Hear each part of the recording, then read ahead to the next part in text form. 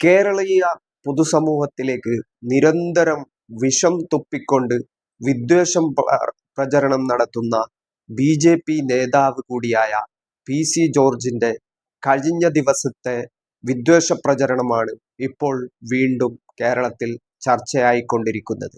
വളരെ വലിയ രീതിയിലുള്ള മുസ്ലിം സമുദായത്തിനെതിരെയുള്ള വിദ്വേഷ പ്രചരണമാണ് വീണ്ടും പി.സി. ജോർജ് നടത്തിയിരിക്കുന്നത്.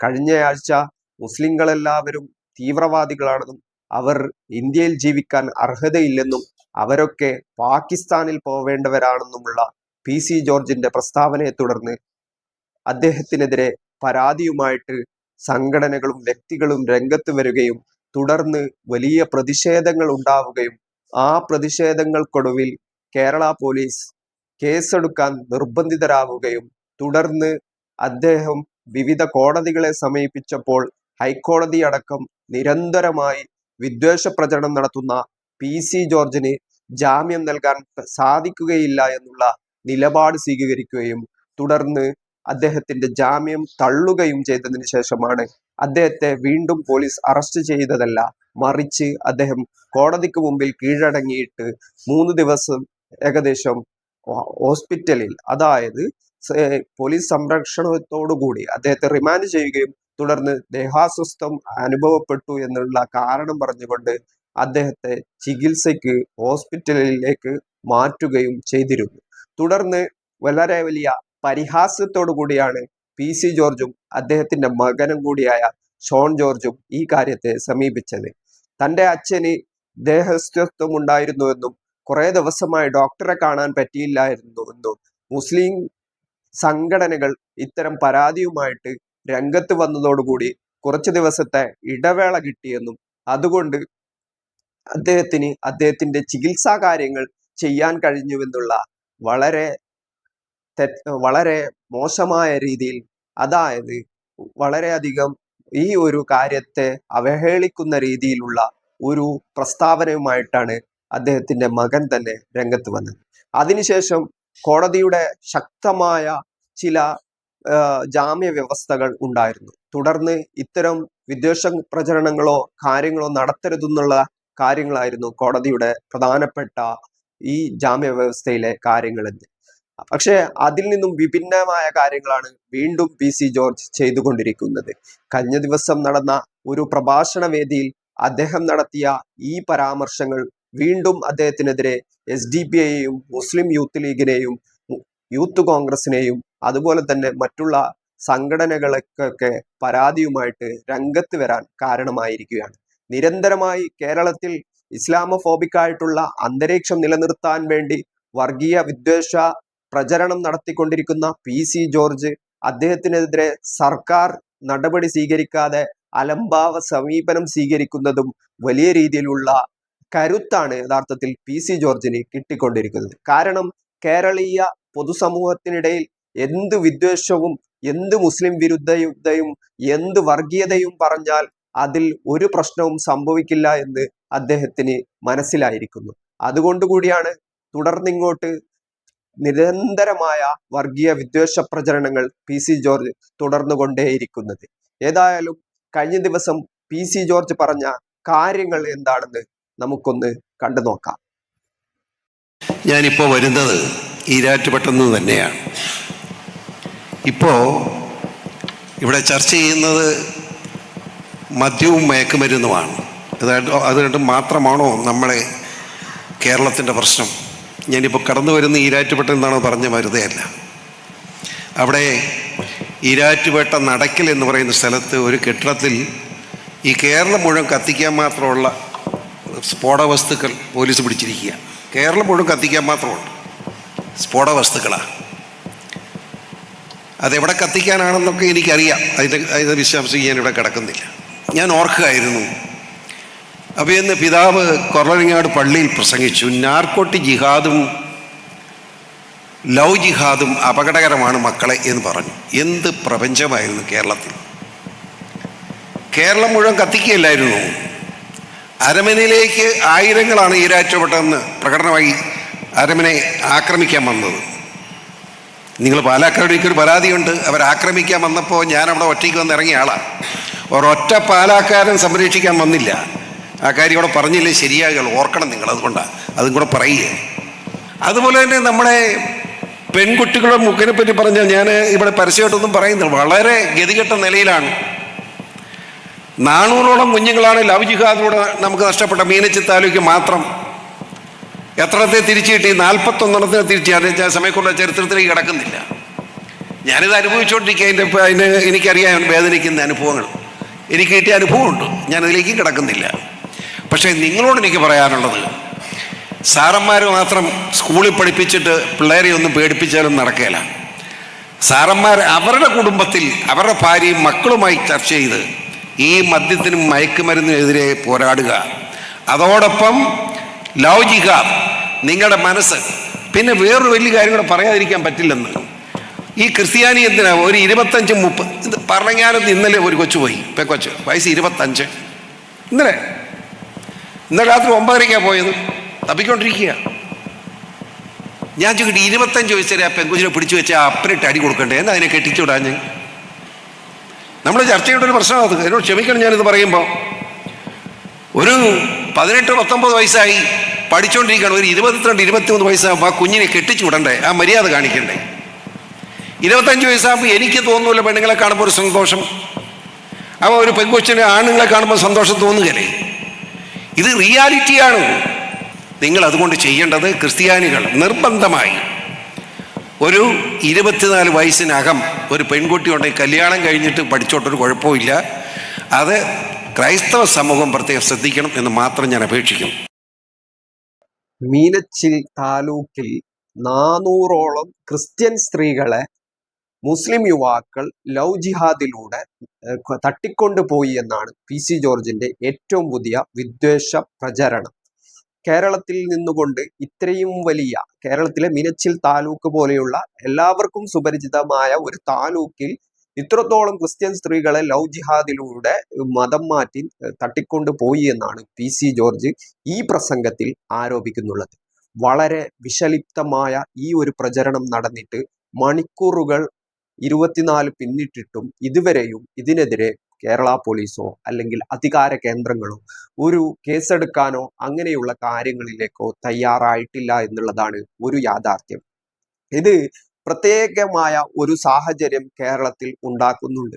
പ്രത്യേകിച്ചും ഇത്രയും വലിയ നുണപ്രചരണം, ഇത് കൃത്യമായിട്ട് ബോധ്യമുള്ള ഏതൊരാൾക്കും, ഒരു താലൂക്കിൽ 400ഓളം ക്രിസ്ത്യൻ സ്ത്രീകളെ, ക്രിസ്ത്യൻ യുവതികളെ മുസ്ലിം യുവാക്കൾ ലവ് ജിഹാദ് ഉണ്ടാക്കി നാട് കടത്തി തട്ടിക്കൊണ്ടുപോയി എന്നുള്ള വളരെ തെറ്റായ ഒരു പ്രചരണം നടത്തിയിട്ട് അതിനെതിരെ ശബ്ദിക്കാൻ അല്ലെങ്കിൽ അതിനെതിരെ രംഗത്ത് വരാൻ ഇതുവരെയും നിരവധി പ്രമുഖരുള്ള അല്ലെങ്കിൽ സാമൂഹ്യ രംഗത്ത് പ്രവർത്തിക്കുന്ന അനവധി ആളുകളുള്ള കേരളത്തിൽ കഴിഞ്ഞിട്ടില്ല എന്നുള്ളത് ഒരു യാഥാർത്ഥ്യമാണ്. ഇതിനെതിരെ നടപടി സ്വീകരിക്കേണ്ട, നിലവിൽ മുസ്ലിം യൂത്ത് ലീഗ് അടക്കം SDPI അടക്കം നിരവധി സംഘടനകൾ, പ്രത്യേകിച്ച് മുസ്ലിം സംഘടനകൾ പരാതിയുമായിട്ട് ഈ വിഷയത്തിൽ രംഗത്ത് വന്നിട്ടുണ്ട്. PC ജോർജിന്റെ ജാമ്യം റദ്ദാക്കണമെന്നുള്ള ആവശ്യമാണ് ഈ സംഘടനകൾ മുമ്പോട്ട് വെക്കുന്നുള്ളത്. അതുകൂടാതെ യൂത്ത് കോൺഗ്രസിനെ പോലെയുള്ള സംഘടനയും രംഗത്ത് വന്നിട്ടുണ്ട് എന്നുള്ളത് ഒരു യാഥാർത്ഥ്യം. പക്ഷേ കേരളം ഭരിക്കുന്ന ഭരണ പാർട്ടിക്കോ അല്ലെങ്കിൽ ഭരണകൂടത്തിനോ സർക്കാരിനോ അവരുടെ യുവജന പ്രസ്ഥാനമായ DYFIക്കോ ഇത്തരം വർഗീയമായ PC ജോർജ് നടത്തുന്ന വർഗീയ പ്രചരണങ്ങളെ പറ്റി ഒരു അഭിപ്രായവും ഇല്ല എന്നുള്ളത് ഒരു യാഥാർത്ഥ്യമായി നിലനിൽക്കുകയാണ്. ഈ വിഷയത്തിൽ ഇന്ന് SDPIയുടെ കോട്ടയം ജില്ലാ പ്രസിഡന്റ് ഒരു പത്രസമ്മേളനം നടത്തിയിരുന്നു. അതും കൂടി നമുക്കൊന്ന് കണ്ടു നോക്കാം. ദിവസങ്ങൾക്ക് മുൻപ് ബഹുമാനപ്പെട്ട കോടതി ഉപാധികളോട് കൂടി ജാമ്യം അനുവദിച്ചുകൊണ്ട് പുറത്തു വന്ന BJP നേതാവ് PC ജോർജ് അതേ രീതിയിലുള്ള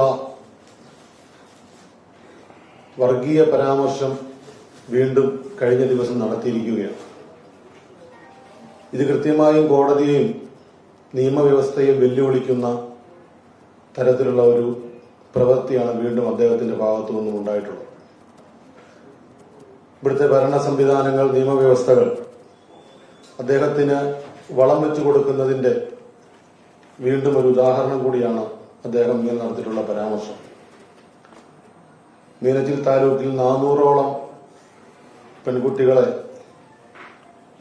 ലവ് ജിഹാദിലൂടെ കൊണ്ടുപോയിട്ടുണ്ട് എന്നുള്ള ആംഗിളിലാണ് അദ്ദേഹത്തിന്റെ പ്രസംഗവും പ്രസ്താവനയും വന്നിട്ടുള്ളത്.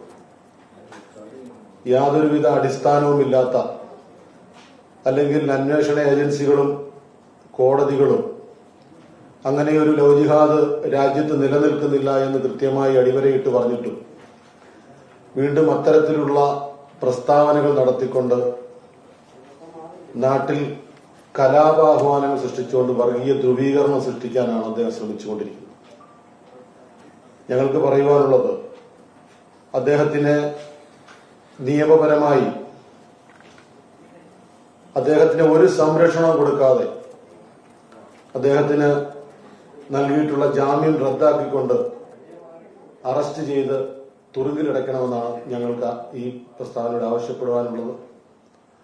ഇതുമായി ബന്ധപ്പെട്ടുകൊണ്ട് ഈ നാട്ടിൽ വളരെ സൗഹാർദ്ദപരമായി ജീവിച്ചു വരുന്ന, അല്ലെങ്കിൽ യാതൊരു പ്രശ്നങ്ങളുമില്ലാത്ത ഒരു പ്രദേശത്തെ വർഗീയവൽക്കരിച്ചുകൊണ്ട് ഒരു വിഭാഗീയത സൃഷ്ടിക്കുന്ന തരത്തിലുള്ള ഇത്തരം പ്രസ്താവനകൾ അദ്ദേഹം പുതിയതല്ല, പലതവണ നടത്തിയിട്ടുണ്ട്.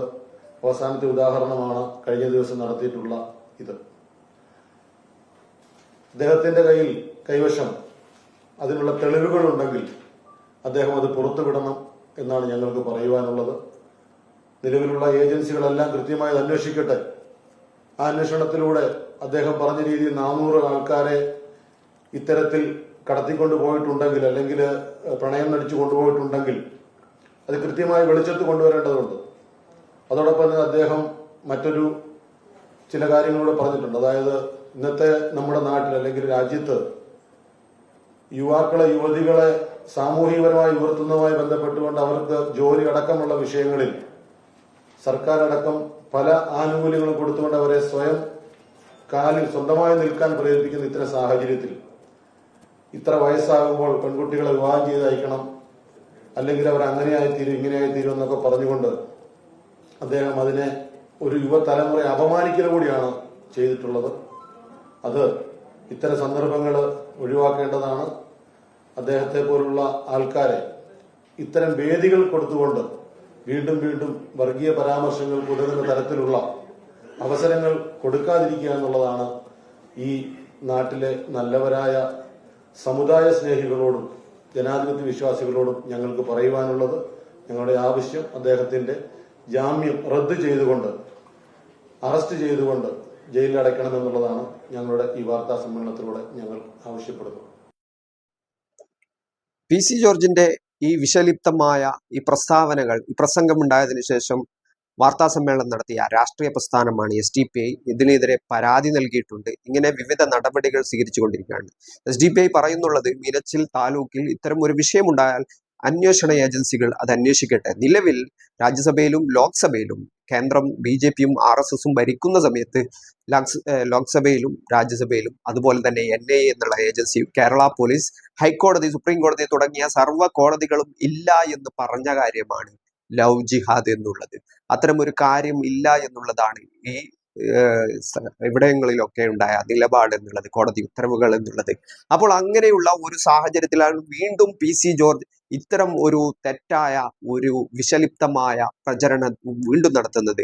ഗീബൽസിയൻ, നേരത്തെ പറഞ്ഞതുപോലെ ഹിറ്റ്ലറുടെ കാലത്ത് ഗീബൽസ് ഉണ്ടാക്കിയിട്ടുള്ള ഈ ഒരു സിദ്ധാന്തം, ഗീബൽസിയൻ നുണകൾ, ഒരു നുണയെ തുടർച്ചയായി പറഞ്ഞുകൊണ്ടിരിക്കുക, ആ തുടർച്ചയായ പറയലുകൾ കൊണ്ട് അത് ജനങ്ങളുടെ മസ്തിഷ്കത്തിലേക്ക് ഇരച്ചു കയറും എന്നുള്ള അത്തരം ഒരു കാര്യങ്ങൾക്ക് വേണ്ടിയാണ് ആധുനിക ഗീബൽസായി BJP ചുമതലപ്പെടുത്തിയിരിക്കുന്നത് കേരളത്തിൽ PC ജോർജിനെയാണ്. അപ്പോൾ അങ്ങനെ PC ജോർജ് നിരന്തരമായി ഇത് പറഞ്ഞുകൊണ്ടിരിക്കുകയാണ്. ഇത്തരം ഗീബൽസിയൻ നുണകളെ പൊളിച്ചെഴുതേണ്ടതുണ്ട്. അതുകൊണ്ട് ഈ ഒരു മീനച്ചിൽ താലൂക്കിൽ PC ജോർജിന് അറിയാവുന്ന ആളുകളെ ഇത്രയും മതം മാറ്റം, കൂട്ടത്തോടെ മതം മാറ്റം നടത്തി എന്നുള്ള രീതിയിലാണ് PC ജോർജ്.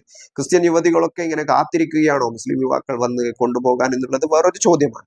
അതിനിടയിൽ അദ്ദേഹം പറഞ്ഞിട്ടുള്ളത് 18 വയസ്സാകുമ്പോൾ തന്നെ ഇവരെ ക്രിസ്ത്യൻ മാതാപിതാക്കൾ അവരുടെ കുട്ടികളെ കല്യാണം കഴിച്ച് അയക്കണമെന്നാണ്, ഇല്ലെങ്കിൽ ഇങ്ങനെയുള്ള കെണികളിൽ പോയി വീഴുമെന്നാണ്. ഒരു സ്ത്രീകളുടെ സ്വയം പര്യാപ്തതയടക്കം സർക്കാർ അടക്കം പ്രോത്സാഹിപ്പിച്ച് അവർ സ്വന്തം കാലിൽ നിന്നുകൊണ്ടുള്ള ഒരു രീതിയിൽ മുമ്പോട്ട് പോകണമെന്നുള്ള ഒരു നിലപാട് സ്വീകരിക്കുന്ന ഒരു സർക്കാരും ഭരണകൂടവും നിലനിൽക്കുന്ന ഒരു സംസ്ഥാനത്ത് അതിനെ പ്രോത്സാഹിപ്പിക്കുന്ന ഒരു സ്ഥലത്താണ് PC ജോർജിനെ പോലെയുള്ള ഇത്തരം പിന്തിരിപ്പൻ ആശയങ്ങളുമായിട്ട് വരുന്നുള്ളത്. ഏതായാലും കേരളത്തിലെ സാമൂഹിക ചുറ്റുപാടുകളിൽ ഉയർന്ന വിദ്യാഭ്യാസപരവും അല്ലെങ്കിൽ അത്തരം കാര്യങ്ങളിലൊക്കെ മുന്നിട്ട് നിൽക്കുന്നതാണ് ക്രിസ്ത്യൻ സ്ത്രീകൾ, ക്രിസ്ത്യൻ യുവതികൾ എന്നുള്ളത്. അതൊക്കെ അവരെ ഒന്നിനും കൊള്ളാത്തവരായ രീതിയിൽ, അവരെ വളരെ തെറ്റായ രീതിയിലാണ് PC ജോർജ് ഇതിൽ ചിത്രീകരിച്ചിരിക്കുന്നത് അദ്ദേഹത്തിന്റെ പ്രസംഗത്തിൽ എന്നുള്ളതാണ് ഒരു യാഥാർത്ഥ്യം. നേരത്തെ നർക്കോട്ടിക് ജിഹാദ്, എല്ലാ വിഷയത്തിലും ഇങ്ങനെ ജിഹാദ് ഉൾപ്പെടുത്തിക്കൊണ്ട് അത്തരം ഒരു പ്രപകണ്ഡകൾ നിരന്തരമായി ഛർദ്ദിച്ചു കൊണ്ടിരിക്കുകയാണ് കേരളീയ സാമൂഹിക പശ്ചാത്തലത്തിൽ എന്നുള്ളതാണ് ഒരു യാഥാർത്ഥ്യം.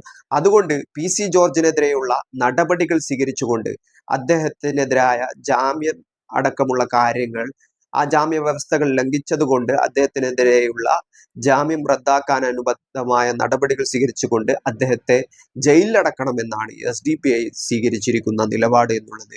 ഏതായാലും നിരന്തരമായ നുണപ്രചരണങ്ങൾ കൊണ്ട് കേരളീയ സാമൂഹിക പശ്ചാത്തലത്തിൽ വർഗീയ ധ്രുവീകരണം ഉണ്ടാക്കി രാഷ്ട്രീയ നേട്ടമുണ്ടാക്കാനുള്ള തീവ്ര വലതുപക്ഷത്തിന്റെ ശ്രമങ്ങൾക്കുള്ള കൈത്താങ്ങായിട്ടാണ് PC ജോർജ് നിരന്തരമായി പ്രവർത്തിച്ചു കൊണ്ടിരിക്കുന്നത്.